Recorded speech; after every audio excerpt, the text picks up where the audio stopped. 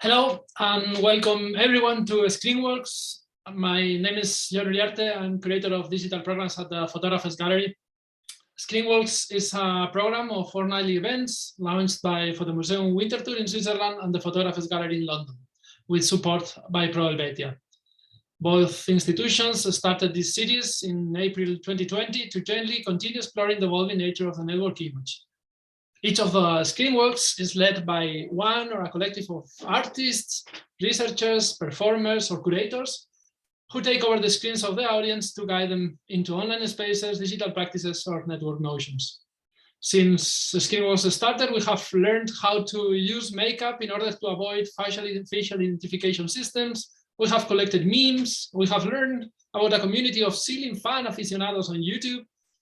We've done collaborative poetical interventions in Instagram. We have manipulated Google Images search algorithm, and we have signed and danced with deepfake drags, among many other things. Every Screenworks is different, and we encourage our guests to experiment with a live stream format, ranging from online touristic visits to online performances, including other options as interventions or behind-the-scenes scenarios.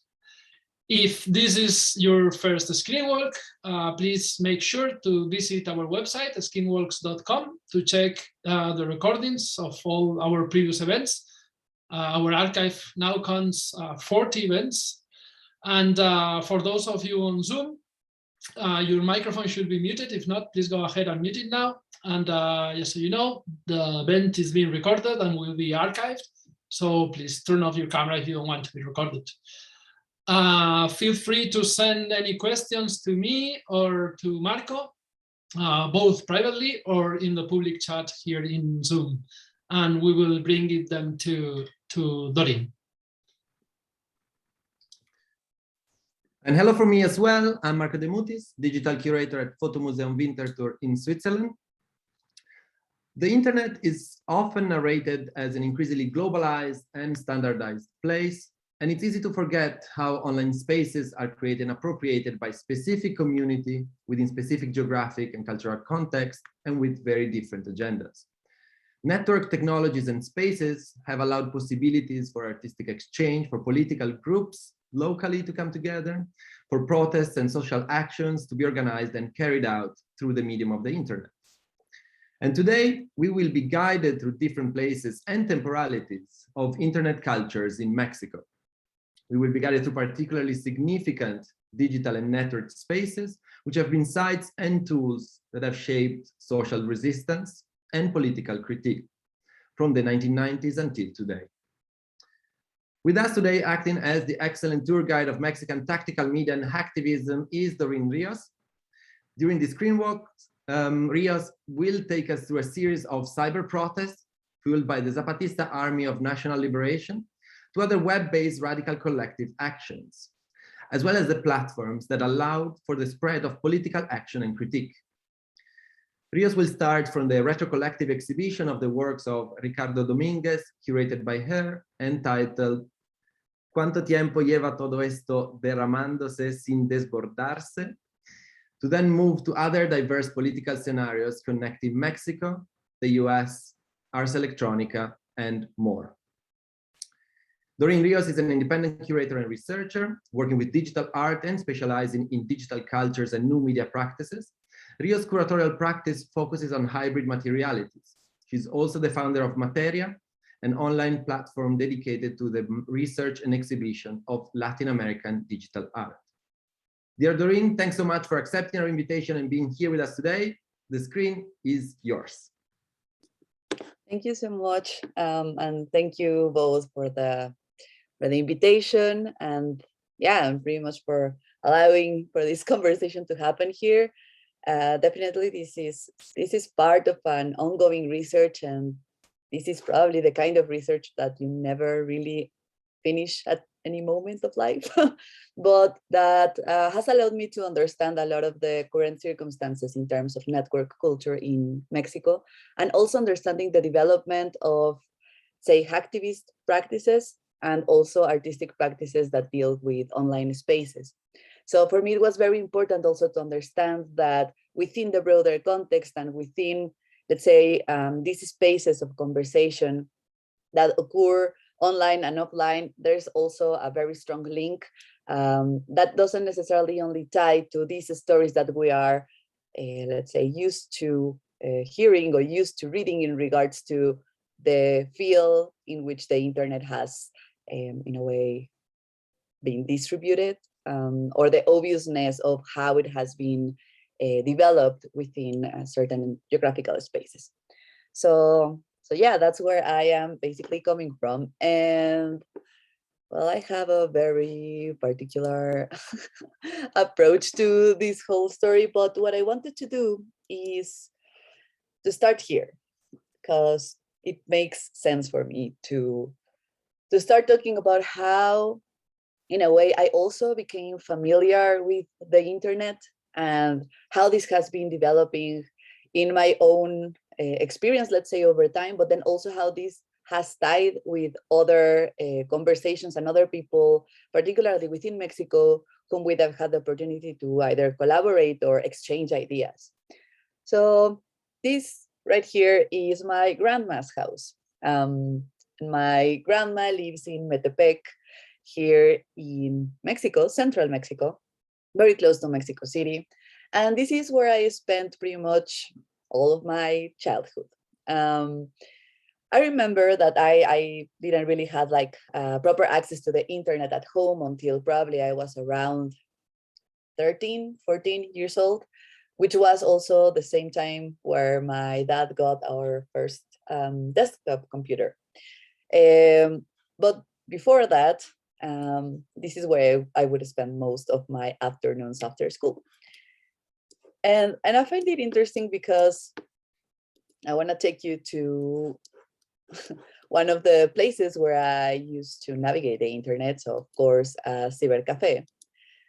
That is no longer there, but it has changed its original location. So it used to be right here. Yeah. So as you can see, I could get access to the internet by walking just a couple of blocks from my grandma's house. Normally I would do that with my cousin. By then I didn't have any siblings, so my cousin and I had a very, very close, have still a very close relationship. And one of the things that we were, very excited of doing when we met at my grandma's house was to go down the Cybercafe. Yeah, I suppose that's also the name for it in English. The coffee where you can have or you get a lot of computers and you share and pay for the hour of using the internet, basically. And this space was very, very important for me growing up, because not only because I spent pretty much all of my afternoons there, but also because it allowed me to understand and to start connecting and approaching the internet in a sort of collective, physically speaking way. So by sharing a space with other people who were also quite new to the internet, normally we were all about the same age, especially the ones that spent more than 1 hour there. So we were, I don't know, somewhere around 10, 11, 12 years old, all the way until 15 years old or so. And I remember that this where you see the boutique de bolsas was the place where I actually met or came across one of my first weird internet experiences, weird in the best sense of weird, because it felt like it was something quite different from what I had experienced beforehand. So I started exploring a lot of forums, and I started following a lot of threads and conversations in regards to different topics that at the moment I found interesting. And I also used to play video games a lot. So this was the place where I came across Jodi's website, Jodi as in the collective Jodi. And I remember that I was at a forum that was talking about paranormal experiences and this sort of thing. So, like aliens and ghosts and this kind of thing. And I really liked reading creepypastas. So I remember that at some point, there was this particular creepypasta that was tied to a website. And people were just losing their minds, talking about how This website was very, very bizarre. And I'm gonna show you, just in case you haven't come across Jodi's website. I can't remember. Yeah. And they were talking about how this website felt a bit cursed, and how this website didn't really make sense, and whether this website could be like an alien approach from the outside world or something like that, or if this is something that had like hidden messages on it, and it most certainly has hidden messages on it. But then when I came across this website, I remember that on the forum, people were discussing several screen captures of this website and talking about how they felt this was somehow cursed. And at some point, one of the people who were part of this forum, they started talking about how this was actually an artwork, and that it had nothing paranormal about it, that it were not aliens behind all of these messages, and that, you know, that actually this was an exploration of what the internet could look like. Of course, back then, this was something that, you know, for most of the people who were on this forum and were looking, of course, for paranormal stories and this kind of thing, they were like, okay, well, if this is art, you know, and then there's nothing weird about it. And they just dropped the conversation there. But I remember that back then, I was not necessarily super close to the arts or anything like that.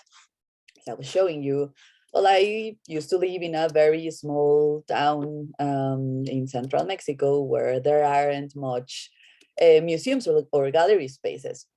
But I had the internet, and I was very curious about, you know, how that particular website that people were talking about could be art. Not because back then I was, you know, that much interested in art, but because it was a conversation that, even if it was not something paranormal, I still felt that this website had something to it that I had never seen before.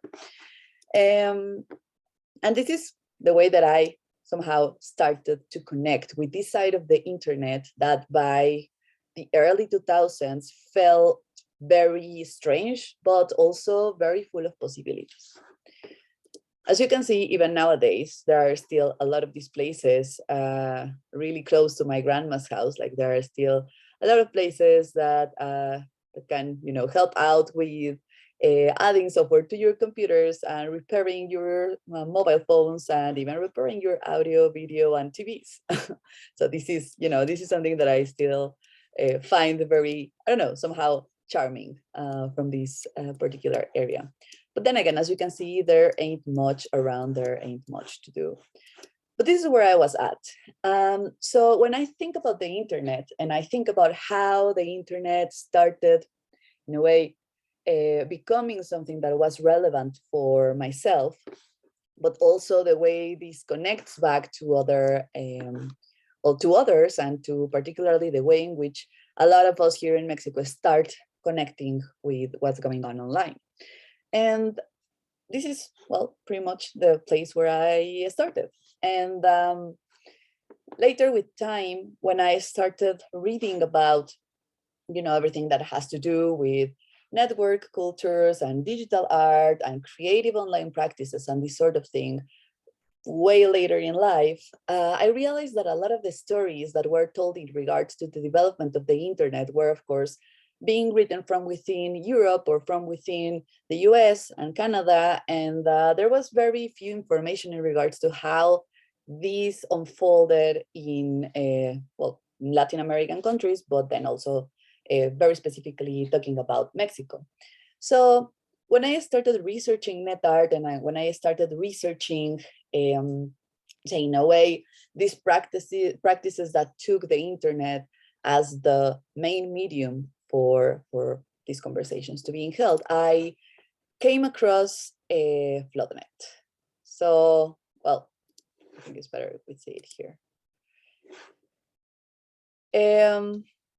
As I mentioned earlier, this is kind of like a research that I don't really know when it will stop, or even if it will ever stop or end or have like a final outcome of it. But probably this is one of the very first cuts that this research has had. And even if it began as a very simple, perhaps even an obvious question as to when in time we started seeing or we started looking into creative practices online from within Mexico, and why, and what they were talking, what are they talking about, what they were trying to communicate, and why trying to use the internet, and when did this happen? I realized that we have quite a long story and quite a long conversation in regards to the use of the internet for creative practices in Mexico. And actually, it is said that by 1989, we had the very first connection to the internet. There's two universities that always try to claim that event. One of them is a private university, Tecnológico de Monterrey, and one of them is a public university, UNAM, which are two really big universities here. And both of them, they claim that they were the first ones to connect to the internet. And what they did is that they connected to other peer researchers within other universities, also trying to do and explore what the internet could do. So this is quite early, let's say, from the development of the internet itself. When we think about the www protocol, and we see that actually the launch of this protocol was 1989, that means that we were from within Mexico somehow on the same wave of starting to connect and going online. However, there's a question of when was the moment when all of the, well, let's say like the general public or the, I don't know, like civil society started to become interested in having internet in their houses, or to somehow getting this need of connecting to whatever was happening online. And I say this and I mention this because even though the connection to the internet was not something that, let's say, like, was like immediately received or immediately accessible, of course, for a lot of Mexican families, there were these places like the ones that I showed you back in the Google Maps, these cyber coffees, where a lot of us, and for a lot of these, my generation and older generations, was our first community approach to sharing and exploring the internet. And it's something that always felt, yes, mediated by screens, but then also mediated by the experience you were having on these sites.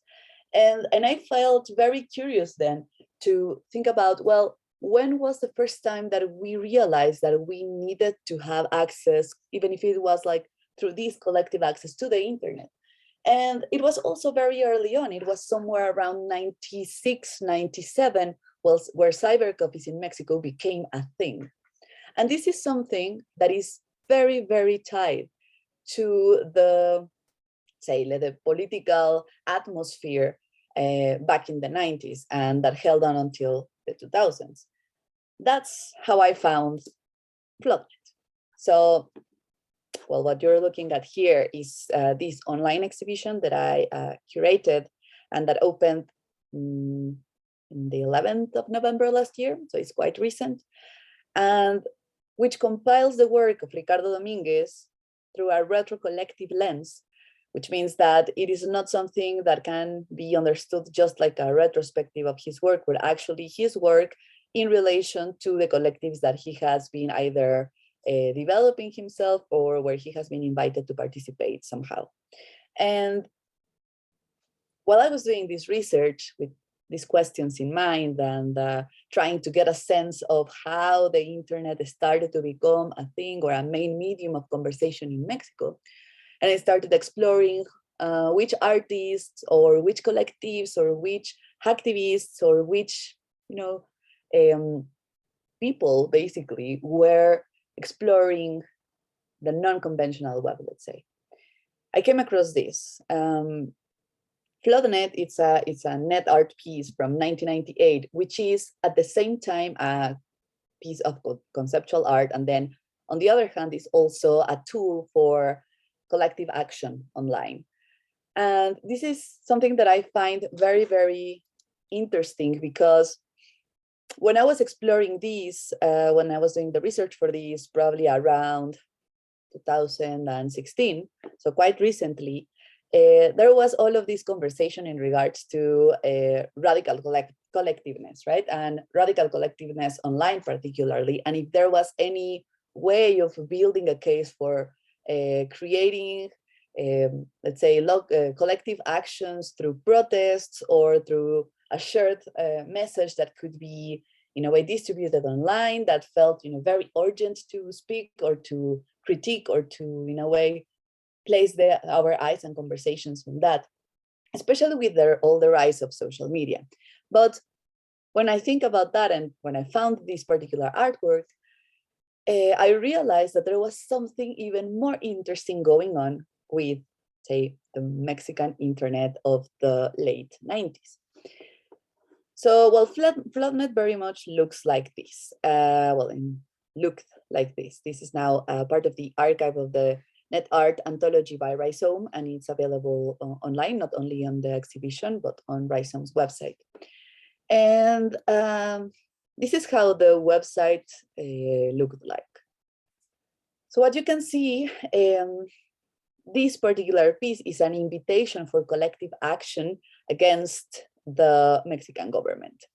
And we started looking into these stories as to why and how all of this got started. I realized that one of the key moments in time in Mexico, when all of this conversation in regards to the distribution of messages started to happen, was in 1994, when there was, on the 1st of January of the first hours, like very literally, like the first hours of the 1st of January of 1994, the Zapatista Army of National Liberation took the city of San Cristobal de las Casas in Chiapas.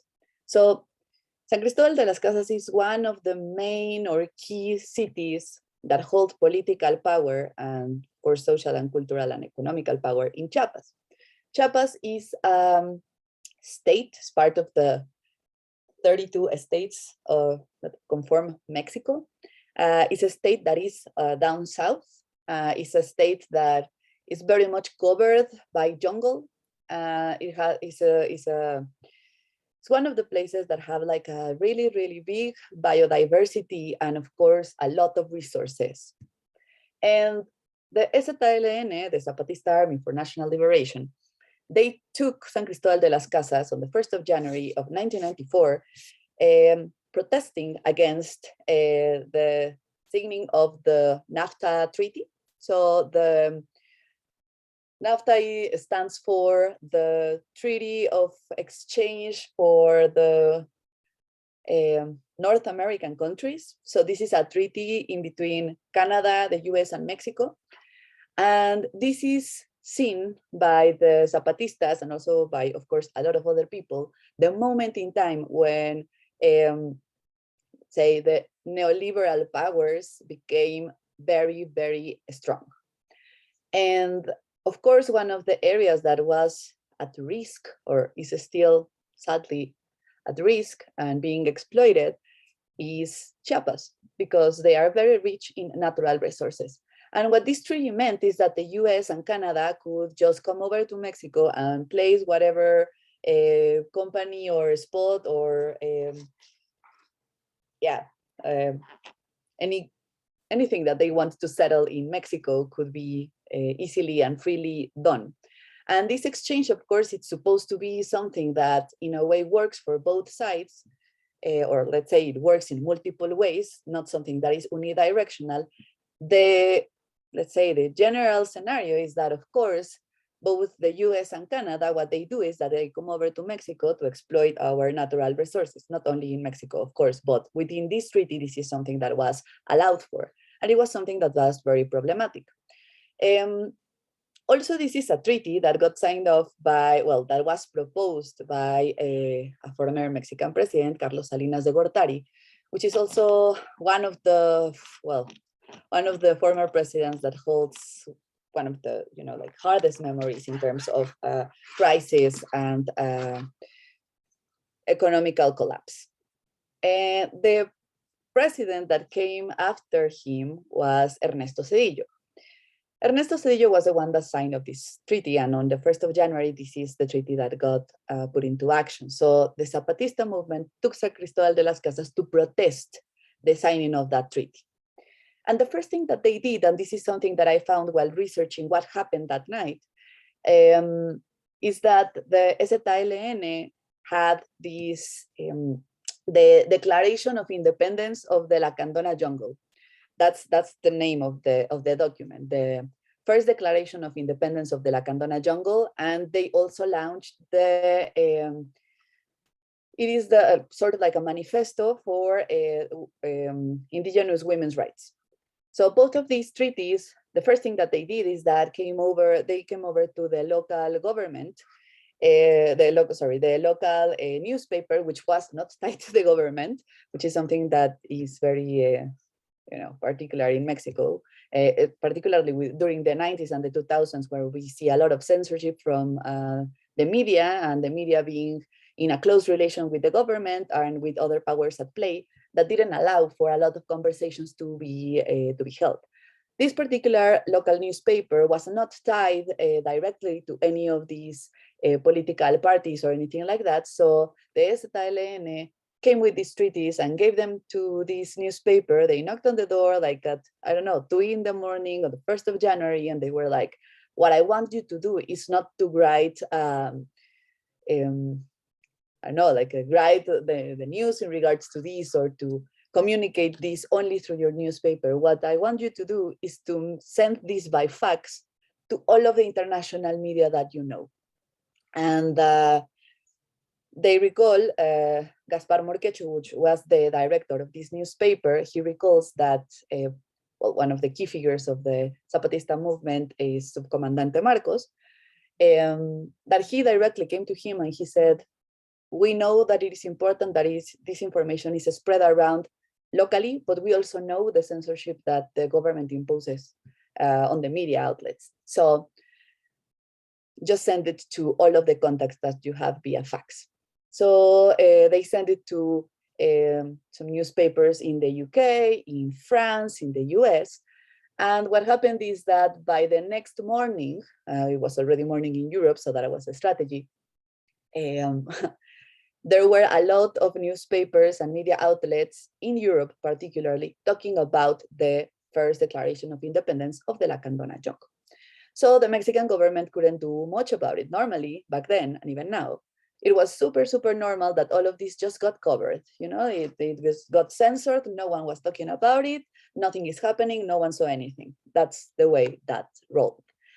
So the fact that something as let's say this group had such a strong communication strategy that was very much tied to, let's say, the ways in which we as individuals can share information and distribute information internationally, was key for a lot of the ways in which this movement was able to unfold their activities.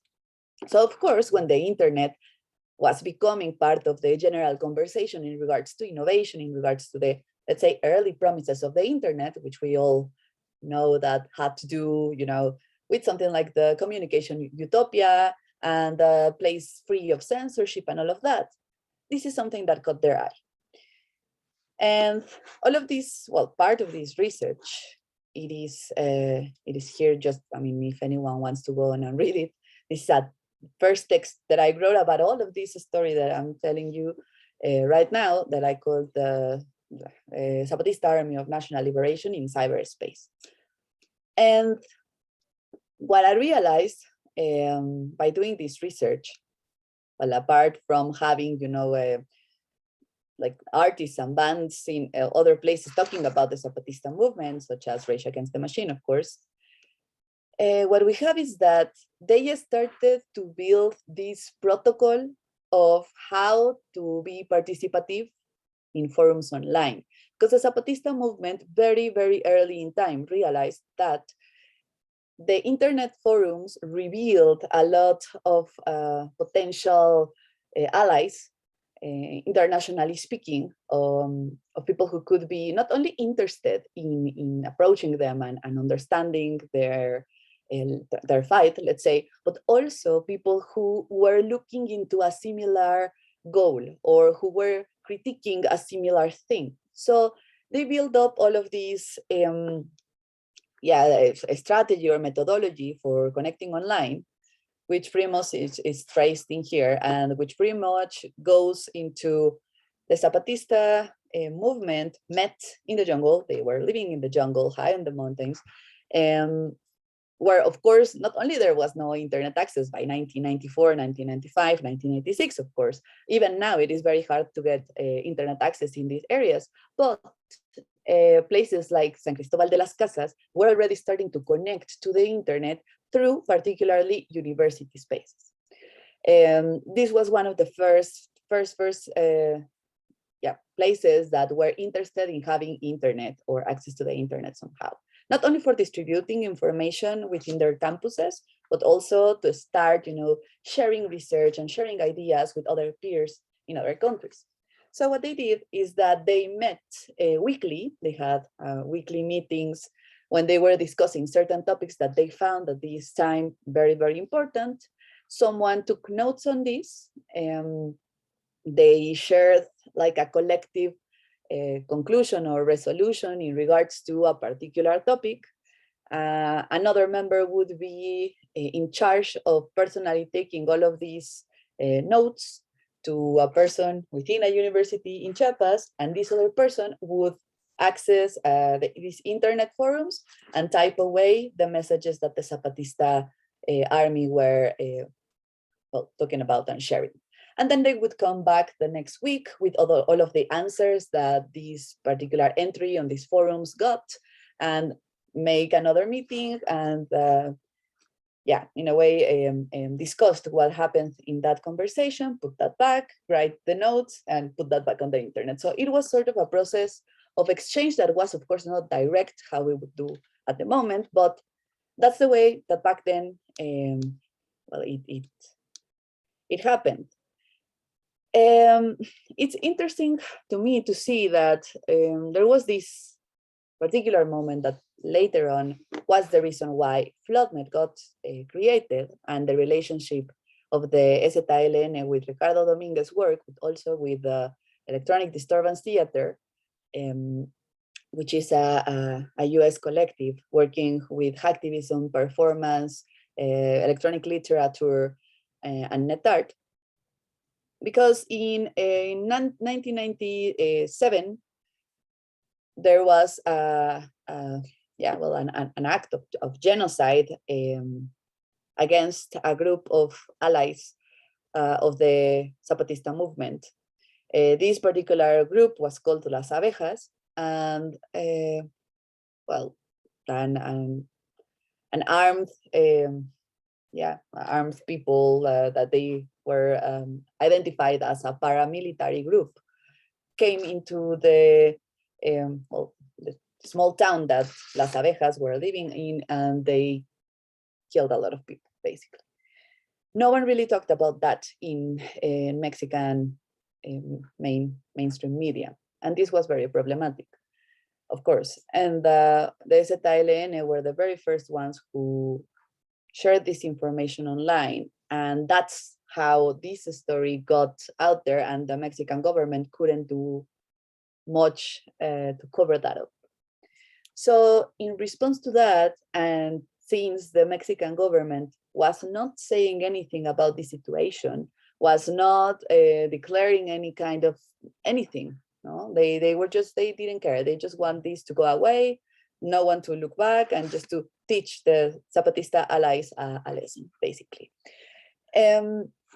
That's how the forums started to become something else that was not only sharing ideas and sharing information, but also it was part of the first collective actions that could be held online, and how actually the internet could be useful for, let's say, building a case of making a present, let's say, a presence or a how to say it, like these moments in which no matter how much the government, in this case the Mexican government, tried to erase what happened, or try to censor what happened, or try to stop people from discussing or researching or going into detail of what happened. This was a way of saying, you cannot stop us. This is something that we are not perpetuating anymore. And the ways in which censorship worked back then are just not useful, because now the internet is available for a lot of people to have these conversations and to act together against all of these well, inequalities and also all of these injustice. So Floodnet as such is an online protest that allowed for people to add personalized messages and send them directly as a DDoS attack, so a denial of services attack, to the website of the former Mexican president, Ernesto Zedillo. It is not opening. Okay, let's try again. And also against some Mexican banks to catch the attention, of course, of we have to do something about it. Of course, this is something that if we think about this kind of protest currently, it could be very, very hard and controversial. Perhaps there's a lot of people in, which is good. And that's the reason why it's not opening. And we can go back to here just to see the screen capture, perhaps. So basically what they did is that they started using this website to allow people to add messages, which were then afterwards sent to one of these websites. And what happened is that they had this online or this virtual presence taking, in a way, sort of like an online sit-in on these particular websites, not allowing the entry of people who were trying to go into these websites, but then also, instead of having a plain 404 error message, what they would have was a protest message typed by someone who used Floodnet to put that message in. Of course, a lot of them were protest messages, others were just like random messages. Some people started writing poetry there. But definitely what happened is that, of course, this got the attention of international media. But something that's interesting is that this was not covered by Mexican media outlets. I couldn't find up until now, and all the people that I've spoken with couldn't tell me how this was covered by the news in Mexico. No one. There is no, at least not in the main newspapers, there is no archive or there is no information of anything in regards to Floodnet or anything in regards to a collective protest, the online protest or collective action against the Mexican government. But what we did have was this space back here. This is one of the first BBS boards, the bulletin board systems that was active in Mexico. It was called La Neta, which is something that I find very, I don't know, very funny. It's a great name. So La Neta is like a local slang for saying when you want to tell someone that you're speaking the truth about something and you want to be like very frontal about something, you would say La Neta. And I don't know, it just made sense also with the web, the net, and also being frontal about saying the truth, speaking the truth. So I think it's a fantastic name for a platform like this. And this is not active anymore, but this was one of the first bulletin board systems in Mexico who were actually part of all of these distribution of information connecting with the Zapatista movement. And even now you can see it here, you know, all of the kind of information that was shared. It was about the web of studies for rural development, for instance, or human rights, and some news about civil organizations.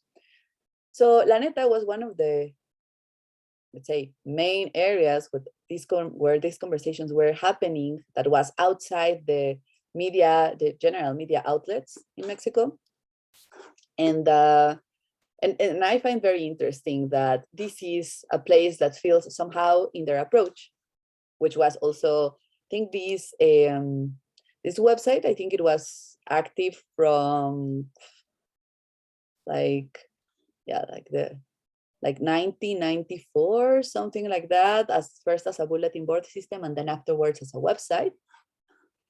And I feel it's very similar, not only in the way it works, but also in the way it has been developed to this other website that also started as a bulletin board system, The Thing. And I say this because when I was doing this research and I was thinking about like, well, okay, but what kind of forums were the Zapatistas involved with? Are there any traces of that online? What's the kind of conversation that was being held there?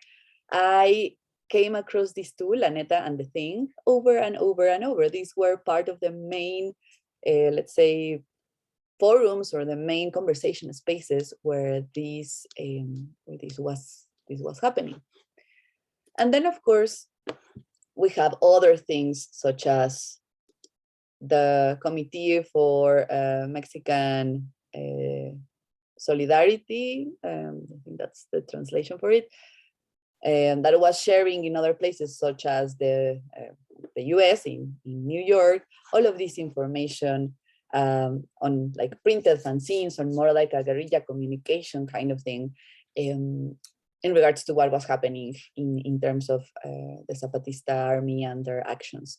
So this is something that started being distributed through many, many ways. One of the key areas was, of course, the internet, but then also this was spreading out of the internet and becoming something else. And this is how Ricardo Dominguez, who we see over here, doing a performance when he was part of the Critical Art Ensemble Collective, started being interested in well, creating ways of collective action to start to talk about these very, very hard topics. And that's one of the reasons why the Electronic Disturbance Theater as an art collective got put together. And one might think, well, this is a lot of activism and perhaps it is not as obvious as a artistic practice. However, this is, let's say, somewhat a strategy, a way of building a case for using the, I don't know, like the protective layer that the word art can give to something like this. And this is what later on was started to be called tactical media, right? So like, yes, a lot of artivist practices, hacktivist practices, but that all of these collectives were very much treating and approaching as art. Why? To give a better, or to get a better space of conversation. And also because it was less, in a way it was much safer than pronouncing it as, or approaching this as an activist, let's say, movement or collective or approach, because particularly from within Mexico, well, we all somehow know that this is one of the things that you would like to try and tackle, because this is the first thing that is gonna put your name on their list to be, you know, like followed and all of that. So by naming this art and by putting these within art forums or within art exhibitions, it allowed for this conversation to be seen as something else, and also to reach other audiences that might not necessarily be initially connected to what's going on in Mexico, but also that could think about the ways in which the internet could also be in a way used creatively, but not necessarily just for showing something that might feel experimental or that might be particularly just for, you know, like the traditional way of thinking about the arts. This somehow takes us to the first time that there was like a pronunciation from the Mexican government in regards to what was going on in Chiapas, which happened in 1998. And it is told that somehow this is the consequence of the collective action developed through Floodnet, which means that somehow this online protest was, yes, probably one of the first ones, but also was part of the first ones that was successful somehow. And what happened here, and this is how we tie to Ars Electronica, is that in 1998, Ars Electronica was having, the festival like normally they would do, but the key topic of the festival that year was InfoWar.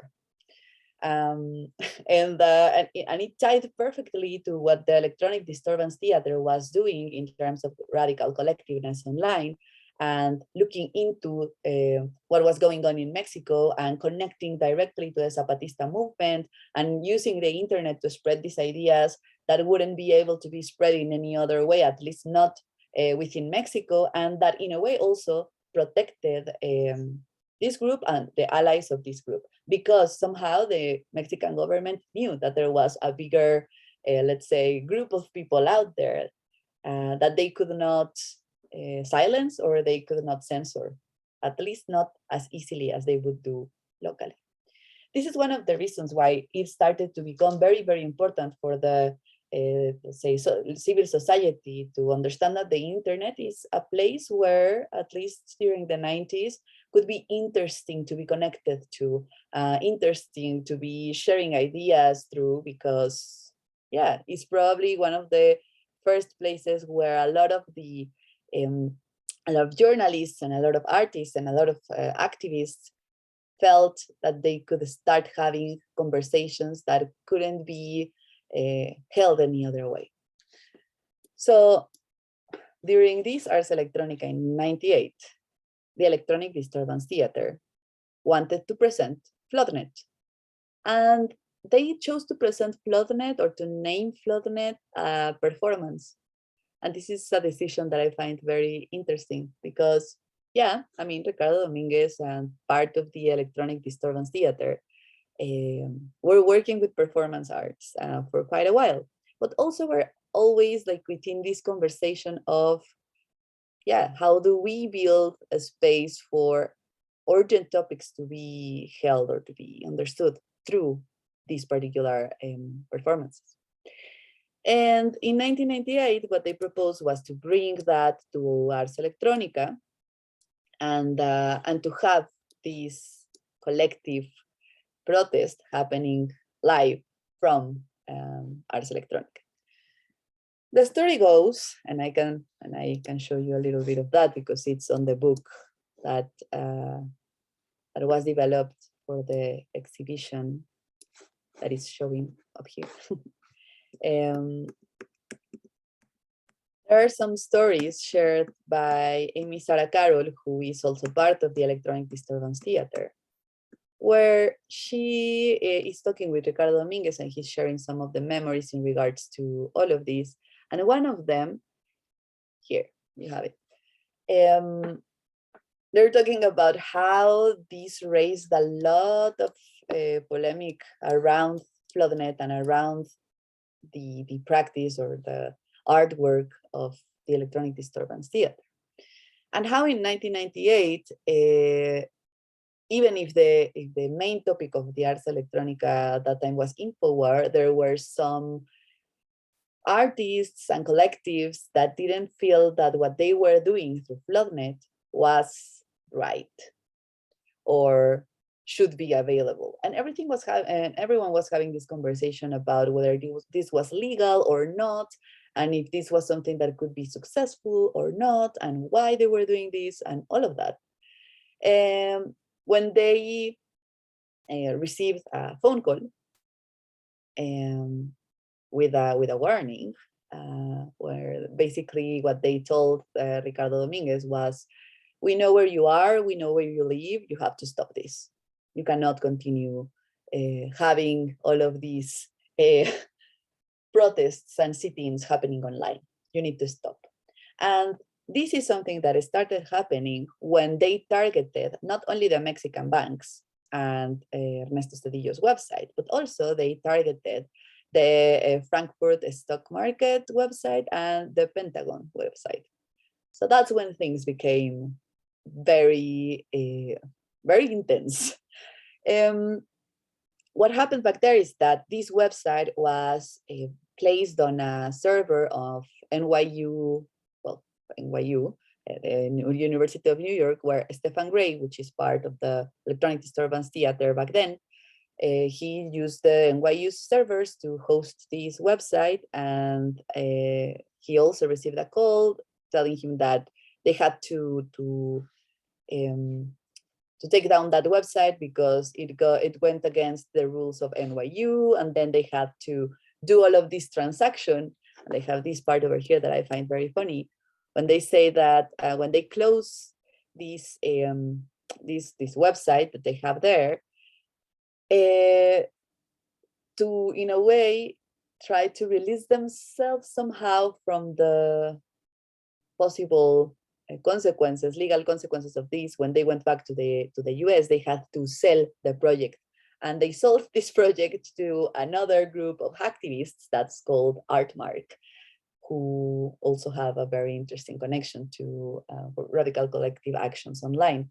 And they sold this website to Artmark for a packet of 6 beers. So it was just a symbolic transaction so that they could, legally speaking, they could move on all the gray areas of the law back then. However, what happened afterwards is that, well, they could partially do this performance at Ars Electronica, and when they came back home, they started having all of these, approaches by the media, like big media. So this right here is a scan of the New York Times of the Saturday, October 31st, 1998, when they were back to the US after Ars Electronica. We can see a picture here of Stephen Gray, Carmen Karasik, and Ricardo Dominguez, who were the three main members of the Electronic Disturbance Theater there. And they have these, they wrote this article here that was called "Hacktivists of All Political Persuasions Take Their Struggle to the World Wide Web." When this was launched in the New York Times, and then after, of course, a lot of these others followed, like riot organizers prepared to launch Cyber War on City, and Electronic Disturbance Theater, and a crash course in banking, how to move against the specific websites, hacking the future, etc. Then is when the Mexican government started to listen, right?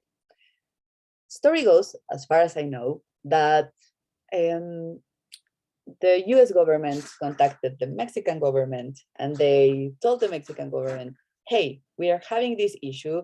There's this group of hacktivists, or whatever they want to call themselves, and they are developing this tool for virtual sit-ins, and they are attacking the Pentagon website and the Frankfurt stock market website, and this needs to stop, and you have to do something about it, because the main problem or the main protest is against something that happened in Mexico, not in the US, not in Germany, in Mexico.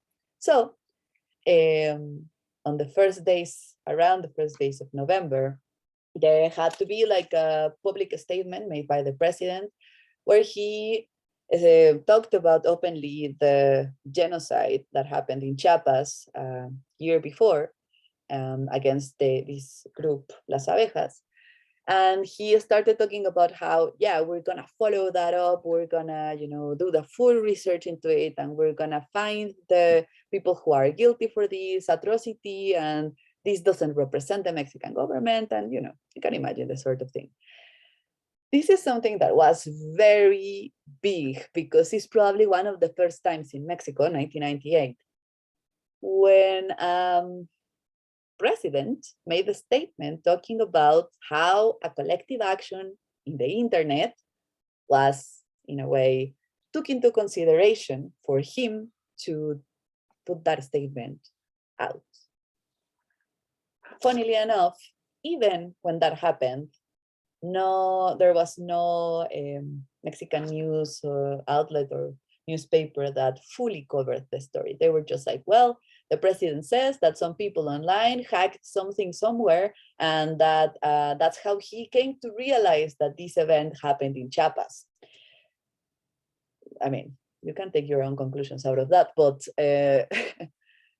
but it is something that for the Mexican politics and also the development and the rise of the internet in Mexico, I think it is very powerful, because when this president in 1998 started talking about the internet as a place for having a conversation, for showing your worries about whatever, you could be heard. You could be heard to the point where a president was making a statement that was fueled by the internet.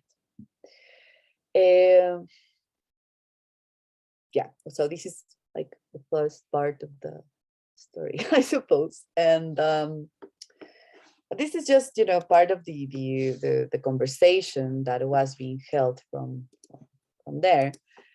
But then also, of course, this was not the only thing that started to happen within the internet. And then what we started to see was that there was a lot of conversation in regards to what other topics, what other things could be important to be talking about from within the internet, and that allowed for having these conversations in a much safer, simpler way than through other sort of collective actions outside of the screen, particularly from within Mexico. So there's this second project by the Electronic Disturbance Theater that was, if not as polemic as Bloodnet, probably, yeah, like on a very similar level. Sorry, cut. So this artwork is called the Transborder Immigrant Tool. This is also a very hard conversation to have in regards to, of course, migration policies. And this is something that somehow is consequence of all of the changes in these policies after 9/11. Everything that was fueled from there, everything that was fueled in terms of the US approach to this particular event in time. And this was something that even of course, like all of the immigration politics before 9/11 were, of course, still very aggressive and very violent in a lot of ways. After 9/11,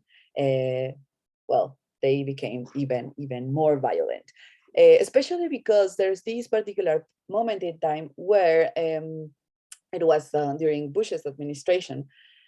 He started, in a way, openly saying that if you saw someone in your private space or your private domain that was not supposed to be there, and you defended yourself by basically shooting them or whatever, it was fine because it was self-defense, right?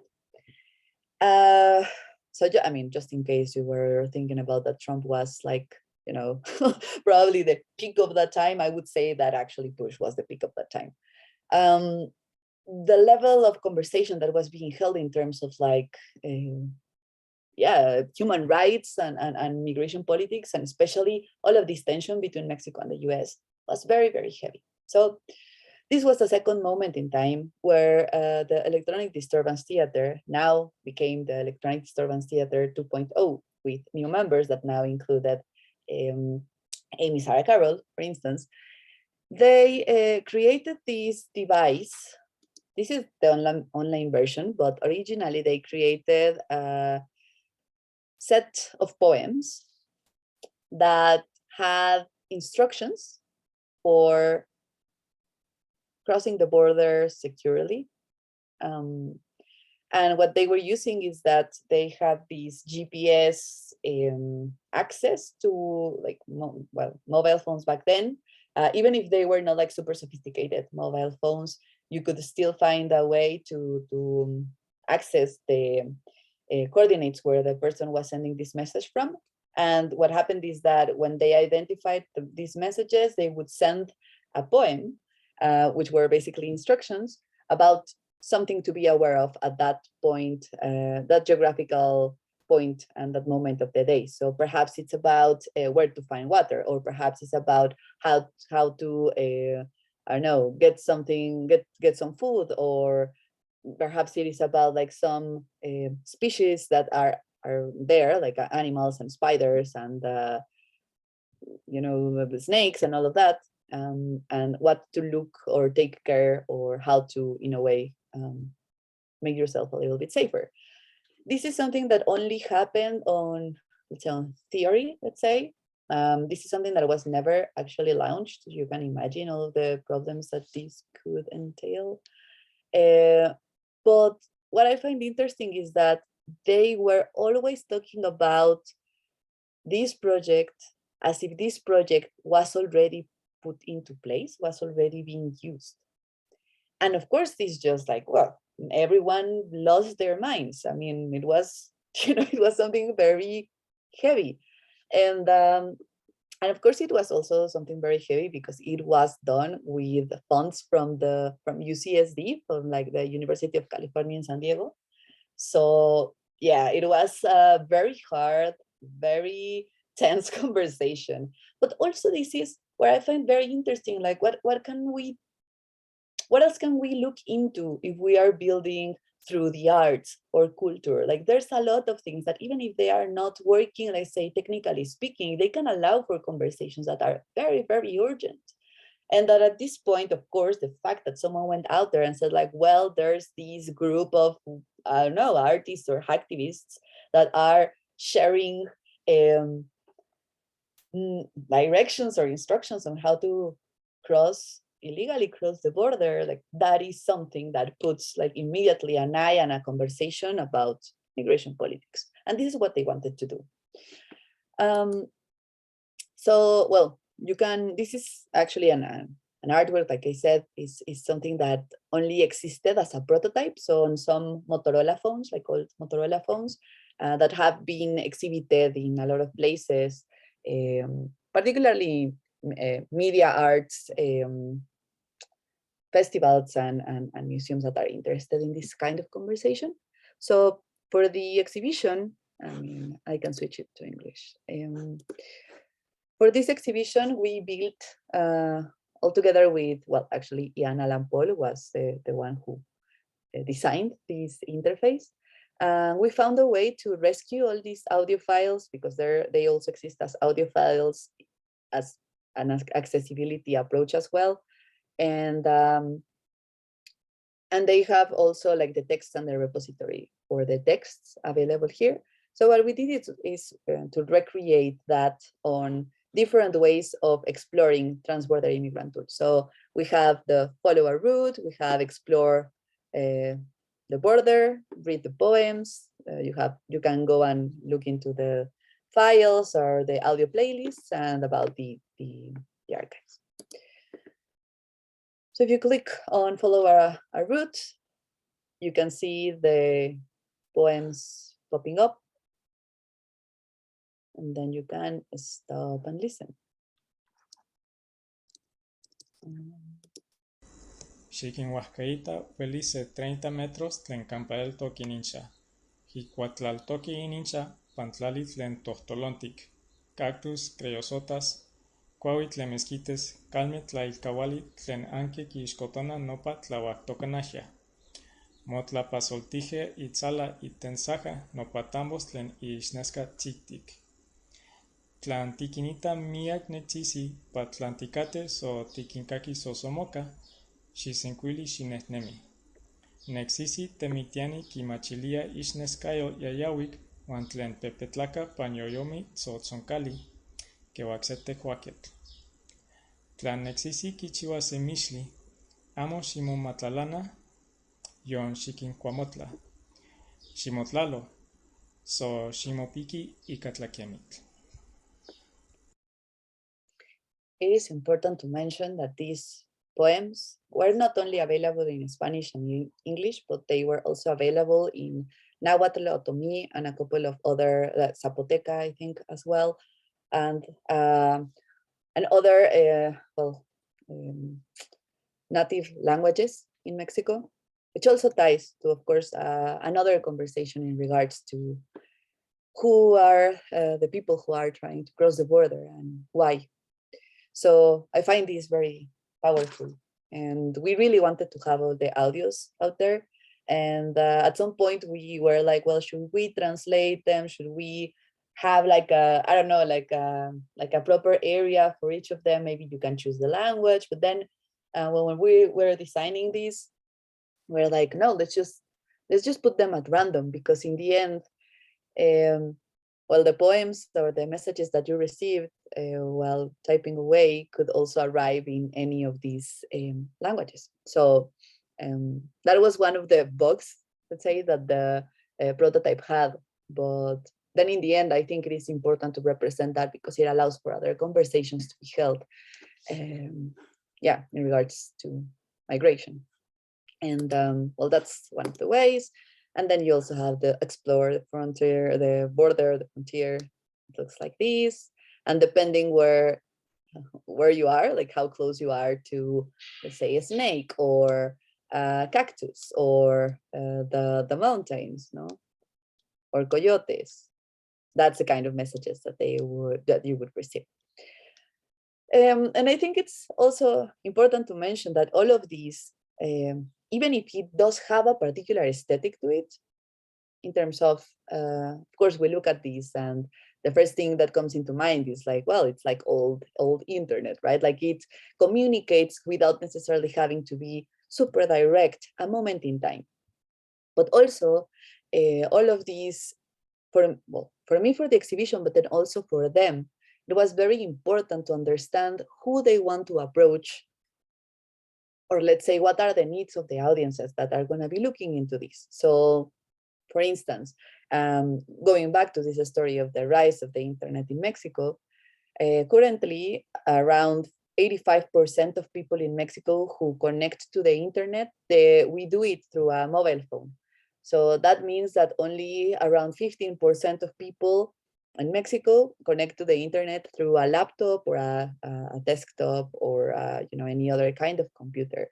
This is something that is very, I think, compelling to think about, because if you are building something that you want other people to see or to explore or to have access to, and you do that only thinking on a desktop horizontal screen design or proposal, or if you do something that is very, very heavy, and most of the people who are connecting online are gonna do that by free Wi-Fi available in public spaces, then you are, like if you do not take those considerations, then you are not speaking to everyone. And if this is the kind of conversation that that needs to be had or needs to be held in a broader spectrum of the, say, of audiences, and not only like people interested in net art or people interested in hacktivism or people who are already sensitive to all of these notions, then you have to make it accessible. And that's also something that I find like, quite interesting to think about in terms of the ways in which the internet has been developed in Mexico. And perhaps it is important to say that most of the let's say the mobile services allow you to access social media for free. That means that even if you do not have access to the rest of the internet, you would have access to at least Facebook, Instagram, Twitter, and WhatsApp. And well, that's something that could be put into a more critical perspective as well, right? So if we really want, this kind of thing to flow on a, let's say, more open basis, we need to make this super accessible. And then also, it's not only about the aesthetics behind it, but also the accessibility. So yeah, I mean, as much as I really, really do enjoy, of course, the early 2000s internet aesthetic, it's not only that why this is put up in the way it is put up in here, or that is not only why that or understanding, visually understanding that is important, also because it normally it connects with other ways of accessibility. So having this in mind, other things that I found while I was doing this research was this kind of thing that started popping up in, let's say, popular culture outside of the, I don't know, the arts scene. And I found this movie that's called Sleep Dealer by Alex Rivera. And Alex Rivera, well, it's basically the story of a young guy who lives in this sort of dystopic future where a lot of people from Mexico could be hired in the US through connecting online, basically, and doing like the same job that they would do physically there, but without having to cross the border. That's like the general sense of it. And there's this very specific moment of the movie where you can see this book out there, like in the things that this character has, like on the movie, and it's this book that is called Hackear para Principiantes, Hacking for Beginners, and it says Ars Dominguez. And this is something, it's a book that doesn't exist as such, but I found it was like a really nice hidden quote there. Like if you are actually looking and you know some of this story, this will, like immediately trigger something. And I just think it's also the kind of message distribution that doesn't need to be like right in your face, but if you are curious, you'll be able to access or to somehow, get more information from that. And I think that can also be very powerful. And I say that this doesn't exist as such, this book doesn't exist as such, but what does exist is this other book right here. That's called Hacktivism, Network Art Activism. And I really like that it says text-friendly book and code-friendly, see the room toolkit. This was a book that actually got written and got edited and everything, but was never launched. I couldn't really find a lot of information as to why it was not launched, but I can imagine a couple of reasons why. But this is something that travels on the internet as a PDF file. So even if the book wasn't launched properly by a editorial or something like that, this is something that you can find online. I have it. If you are interested, I can send it to you as well. And this is a book that it's like it says here, is not only the stories behind a lot of these hacktivist practices and the development of these communities online, but also it's a toolkit. And that's the reason why I think it can feel quite, not, I wouldn't like to say dangerous, but at least something that could be quite questionable by, some powers at play. And just in case you want to have a look as well to the poems, to all of the poems that are part of the Transborder Immigrant tool, there's this publication that was made by Centro Cultura Digital, which is available online as well, which is the story of the Transborder Immigrant tool. And there's all of the part of the code of how it works. So coordinates container, downsync compass listener, TBC coordinates, and so forth. So very literally the essence and the core of how the Transborder Immigrant tool works. And on a really beautiful text about eco-poetics and dislocative media. This is available in English and in Spanish. You can see. And by the end of here, you find We are, let's see, it is up here. Yeah, the Desert Survival Series, La Serie de Sobrevivencia del Desierto, which are the poems written by Amy Sarah Carroll, which were distributed through the Transporter Immigrant tool. And there's a very interesting story that Ricardo shared with me a while ago. And he was talking about how, of course, the FBI was on, they had the FBI on their backs, right? And they got called in for, to have a conversation, right? And the FBI was asking him, like, what is this? Why are you doing this? What is this thing? You know?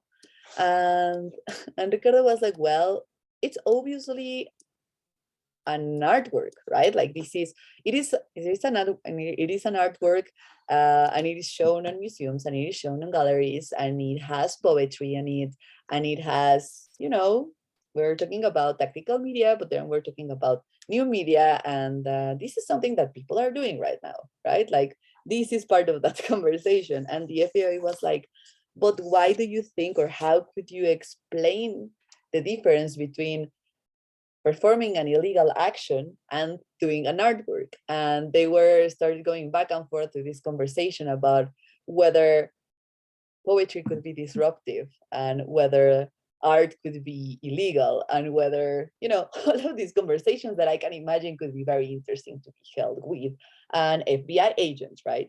And he says that he recalls that at some point, both with the Transporter Immigrant tool, but also with FloodNet, part of the conclusions basically were that at that moment in time, it is something that was not illegal, but certainly immoral. And I don't know, I just think it is something that is interesting also to think about in terms of how, the nation states have or haven't been able to keep up with some of the, of the fast innovation of devices, and basically with everything that has to do with putting a new thing into our lives. And even though, like, I mean, I agree with people like, I don't know, like Meta Haven Collective that say like, well, there was a moment in time where the nation states seemed to be the only ones that could understand what was going on in the internet. And of course, by no means I'm saying that it is like this utopian place where we can still go on and do all of these things. But I think it is interesting to see that with these examples, and also how these that comes from the arts also tie very closely with the development of the internet in Mexico, but then also with politics in Mexico, that, you know, we need to keep in mind that even though a lot of these systems, of course, are super faulty, I think there's still ways of hacking them. And I think that's what, I don't know, it keeps me here, it keeps me researching, keeps me, sometimes up all night thinking about, how from within the arts, but then also how from within these oppressive systems, there can be some small, I don't know, spaces where we can still, you know, move into and trigger certain conversations or trigger certain actions. I still think that that is possible somehow. And just to share a couple of other things that were part of all of this research, we created this. This is a poster, a downloadable poster, and we have some printed ones here in Mexico City as well, which is basically a small diagram of internet or online action.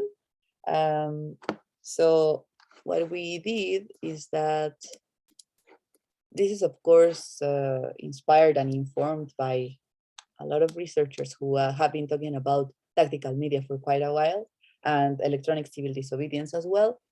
And it's just a small diagram of online actions. So we have 4 channels. We have, on one hand, immediate impact, slower or long-term impact, supported by the internet and based on the internet. So on the first channel, which is actions supported by the internet of immediate impact, we have violent action, destruction of property, sit-ins, transnational meetings, coordinated legal demands, distribution of key information. Then on that same area, but of longer term impact, we have the channel number 2 with action supported by the internet, but with a longer term impact, which is legal demonstration, the modification of the consumer behavior, donating money, donating anything that you would like, and more like a physical sense of donating something that might not be money, but might be time, or might be an object, or might be a service, or might be anything like that. And in a way, developing these transnational meetings and making them happen and producing them. Then on the channel 3, which is internet-based action of immediate impact, we have hacktivism, we have stealing information, we have collective simultaneous actions, we have cultural jam, we have DDoS attacks, so directed attacks such as Floodnet, for instance, or even such as Transborder Immigrant tool, which is mainly take the shape of the denial of services attack. Then we have, well, websites of protests or alternative media and other kind of sit-ins, virtual sit-ins, of course. In this lower side, we have the channel number 4 with action based on the internet of longer term. We have intentionate spam, well, sharing or spamming via, well, of course, social media, but then also through email. And then you have memes, and then you have reviews and comments, and then you have online petitions, and you have the viralization of news and data. And I mean, this was just part of like the, I guess, like extra information that we got from the research, and just finding a way to put that into something that could be easily distributed and shared. So also, if you want to download your own Hackear para Principiantes, which is the name of the poster connecting to what I showed you of this screen capture of a sleep dealer movie. You can download that also on the exhibition website. And yeah, and just to finish off with this and moving into comments, questions. I'm gonna show you what the archive, the archive research looked like. This was something that was available online and was available as a diagram that you could explore, but then, well, it got erased. So this is what is left of it. So when I was doing this archive research and going into, yes, of course, talking about how these had an impact outside of the screen in Mexico, but also had an impact within the net art community worldwide, I realized that if this was going to be a retrocollective exhibition and not necessarily a retrospective, then of course we need to have Ricardo Dominguez, like perhaps right at the center of it, because he is like the person from whom I have gathered all of this information and put up together this story. But it didn't make sense to do that as a text, at least not for me, and also it didn't make a lot of sense to me to have this happening as a as something that felt that had like a very direct hierarchy to it, like something that was chronological or that started from the, from up and down. So I decided to go for a circular form where we have right at the middle Ricardo Dominguez and the few things that he has done on his own. Like there's some texts, there's some performances, there's some family pictures as well there. He's an artist and activist, and he's also a lecturer and a researcher. But then when we started opening that up into the collective that he has shared space, time, and ideas with, we can see mainly the Critical Art Ensemble, the Electronic Disturbance Theater, We see the particle group, the verbal group, we have Fake Shop as well, we have the UC Center for Drone Policy and Ethics, we have the Committee for Democracy in Mexico, The Thing. There's some videos, of course, there, some images and some scans of things that have been connected to these collectives, but you can still find online. And like the key areas where he works with all of these collectives, which are performance, net art, text, and hacktivism. And then on the outer skirts of it all, there's things that have been written about the actions of these collectives and Ricardo Dominguez as well, and people who have used their work to talk about other things as well, or who have used things like, for instance, FloodNet was also available as a toolkit, so you could install or create your own FloodNet for whatever action that you wanted to take online. So that was also something that started distributing in a very non-linear way, which I think is also quite powerful. And yeah, it was a lot of information. But yeah, I'm happy to move into other conversations and questions and all that. Yeah, thank you for staying here for this crazy story. Thank you so much, Doreen. It's been super interesting to hear the early days of the internet and the early days of the internet, particularly in Mexico. I mean, there were some ideas and things that you explained that were also sounded familiar to me as well, like this idea of going to the internet when we had to go to a computer instead of feeling to live constantly surrounded by the internet. And then, of course, there are many other details, information, and projects that you share about Mexico, precisely, specifically about Mexico, that were very, very, very interesting. I have gathered a few questions from the audience that I wanted to bring to you. The first of them was about how dangerous it is to participate in activism in Mexico. So the question said, in Mexico, it is often dangerous to participate in activism or protest movements. How risky is it to do political art of the kind that you were sharing today? I mean, I would say it's still, quite dangerous. At some point, even at work, when I was doing this exhibition, even my former boss, she was like, "Do you really want to put that out there? Are you sure?" And I was like, "Well, yeah, someone has to do it, number one. And number two, I think that the fact that tactical media operate in such a way that by naming something art gives you the opportunity to at least obfuscate a bit these potentially dangerous approaches. It is important within all of this. It's part of the strategy, I would say. So, I mean, I would say that anyone who is protesting anything in Mexico through the ways that they feel that is, coherent to do that is dangerous somehow.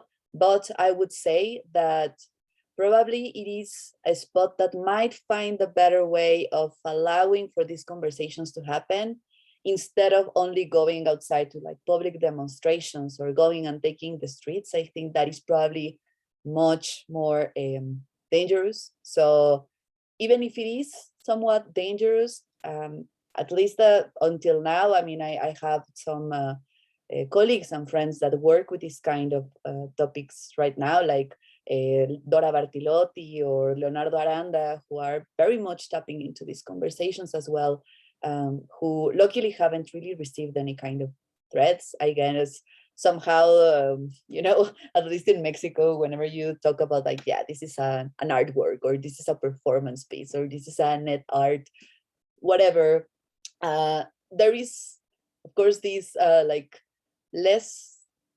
lesser tension, I suppose, in saying like people from the arts doing things that are for people from the arts. So sometimes they don't look closely or as closely. So in fact, I have another question that is related to what you were saying now, that says that maybe these artistic modes or modes of protest are early precursors of Ethan Zuckerman's hypothesis of the cute cat theory, in which potent social media content projects protects radical action from government censorship. So in the sense that like these kind of actions on social media are like protected or insulated from the government censorship. But then it also plays a different role, right?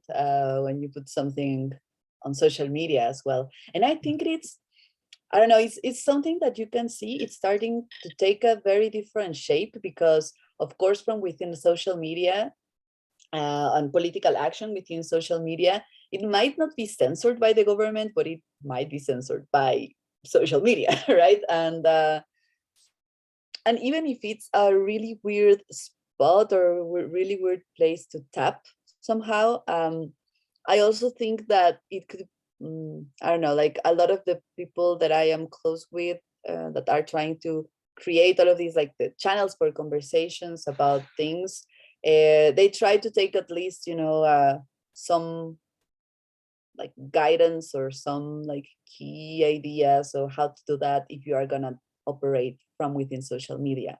And sometimes I think it is, you know, just like hiding the messages, like not necessarily hiding the messages, but, you know, like mixing the messages with characters that you wouldn't normally use to write that properly, so that you can at least hide a tiny bit of this information from the algorithm. So instead of using, I don't know, an E, you might use a number 3, or instead of using an L, you use a number 1, or instead of using an O, you use a 0.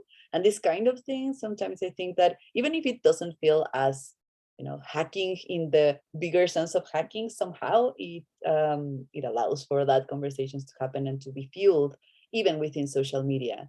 That I wouldn't necessarily say it's super distant from the government. Like I am pretty certain that, you know, if at some point the government would be asking for information, as long as they pay, I suppose any social media would be like, yeah, whatever, have it. And I mean, just to put that into a general map, somewhere around 2013 or so, the Mexican government purchased the Pegasus malware. So yeah, like that's a heavy one. Like, you know,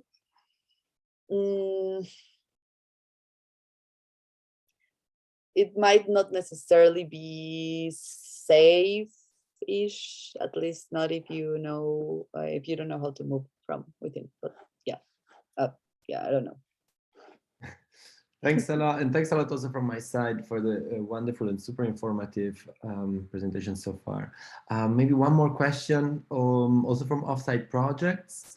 Returning to your opening description of early experiences of unlimited access to the internet, do you think anything has been lost in the shift towards more immediate access, a resourcefulness, or a measure of value, especially in the ways we behave and relate to it as a space? Thinking about this, especially in relation to Gerd Loving's writing on the in social media. So maybe partly already what we're mentioning. Yeah. Yes, absolutely. And this is something that sometimes I talk about with my students, by asking them if they feel that they know how to navigate the internet. Normally, the first reaction would be to say, yes, of course, like I'm on the internet all day, every day. Then when I ask them, how do you find, you know, like references for your projects, or how do you explore websites that you find interesting? Normally, what they would say is like, well, I go on social media and then I find things from there, which means you are not actually navigating the internet. You are mediating your experience of the internet through social media. And whatever is not allowed to happen on social media, you are not going to be able to access, because you are not looking outside of that box. And that's normally a conversation that leads towards saying, well, but then also, well, like I was saying, in Mexico, it's very normal that the mobile companies allow you to use freely Instagram and Facebook and so forth, which means they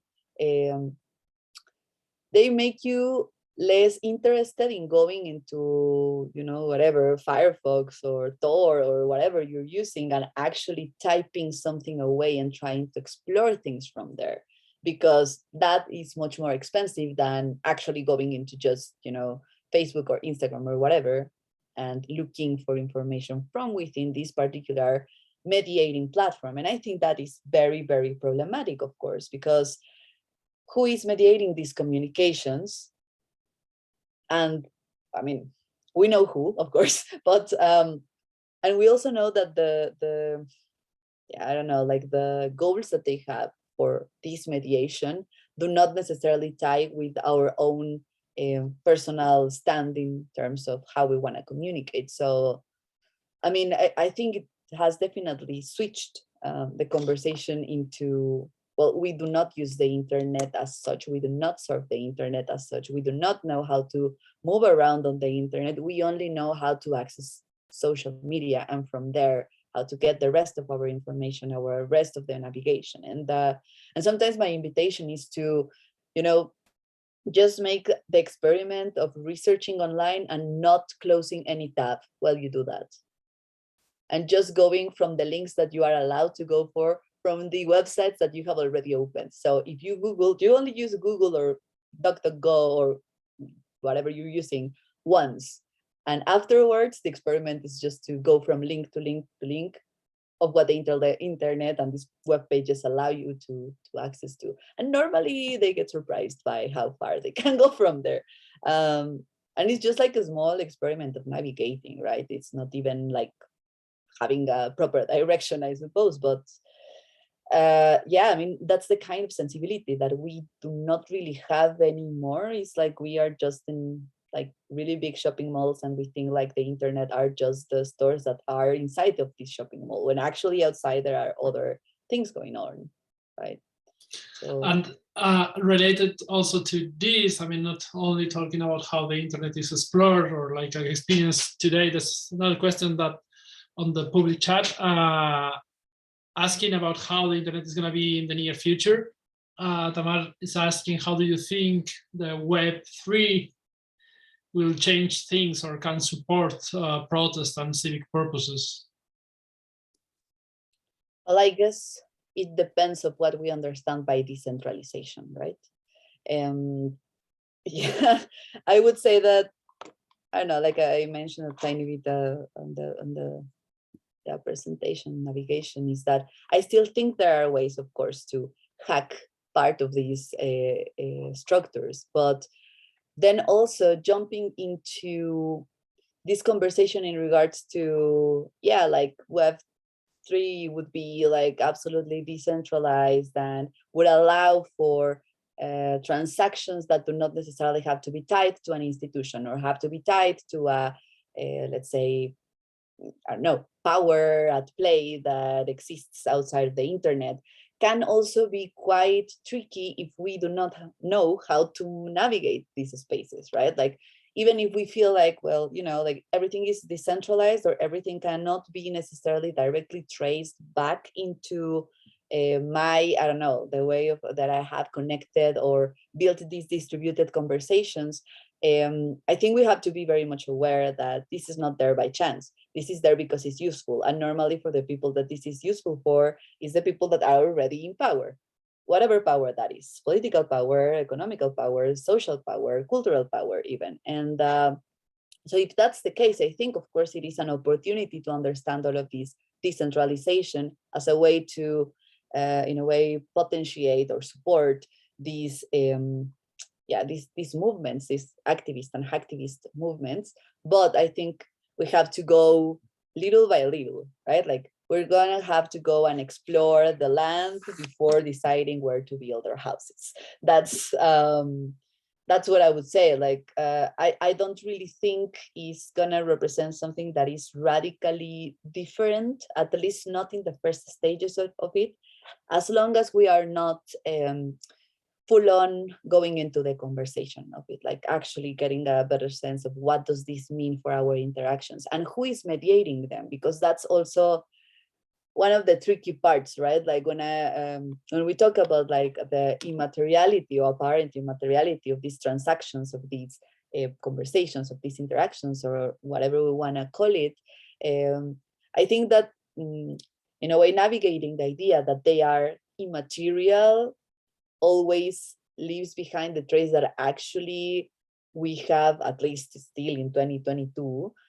have to access all of these through interfaces, and our interfaces are created by someone else normally, and normally through exploiting resources and people, right? So if we're still mediating our communications by not acknowledging all of the processes that go behind that, it's going to be very hard to just go on and jump into space that feels immediately safe. And I think, I mean, of course, this is the kind of discourses that have been, you know, opening up and dismantling through not only arts and culture, of course, but other areas as well, which I think is very important. But I think this is something that we are just very recently starting to open up as a conversation, say, for the non-specialized audiences and the impact that this might have. So yeah, I would be tiny bit skeptical about it, but definitely I think it is an opportunity. Okay, so thank you so much. I think that you've been very generous with all what you have shared with us. It's been, again, a very interesting talk and introduction to your research and to the internet on these early days, and also nowadays, even in Mexico, and not only in Mexico, I would say like even like further than that. I would say that yeah, thank you also to the people who has joined us and who has been on the bed with us. Also from my side, and yeah, also I think that it was very inspiring, you know, just to go back to the 90s, back now, even now with the question to the future of somehow, you know, possibilities of Web3 and whatnot, and also be reminded that all of these technologies are ultimately always within our hands, and it's up to us to kind of do something with them, I think, right? That was something that is always great to keep in mind, especially here at Screenworks, we see all the time. And here at Screenworks, we're back in 2 weeks with Gabriela Leseta, and this time we're moving continents, and we're gonna look at visual cultures in China and the specificities of that through an anthropologist's research and practice. So thanks a lot. Yeah, before we finish, we will do the mute all, just in case you want to say goodbye to Doreen, and yeah, we'll see each other hopefully in 2 weeks again. I hope that you come back again to the next Screenwork. Thank you all. Thank you, everyone. Thank you for having me, and thank you everyone who stayed until the very end.